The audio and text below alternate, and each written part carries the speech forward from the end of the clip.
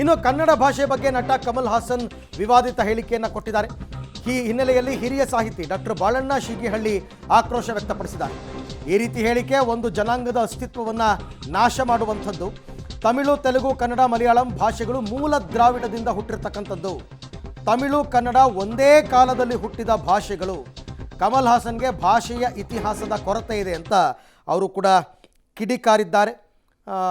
ಯಾಕೆಂತಂದರೆ ಅವರು ಭಾಷಾ ಪ್ರಾಧ್ಯಾಪಕರು, ಅವರು ಭಾಷಾ ಇತಿಹಾಸಕಾರರು, ತಿಳ್ಕೊಂಡಿರ್ತಕ್ಕಂಥವ್ರು.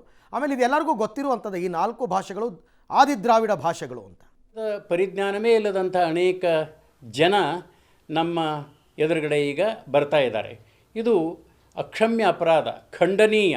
ಹಾಗಾಗಿ ಕಮಲ್ ಹಾಸನ್ ಅವರ ಹೇಳಿಕೆಯನ್ನು ಕನ್ನಡಿಗರೆಲ್ಲರೂ ಒಂದೇ ಧ್ವನಿಯಲ್ಲಿ ಒಕ್ಕೊರಲಿನಿಂದ ತೀವ್ರವಾಗಿ ಖಂಡಿಸಬೇಕಾಗಿದೆ.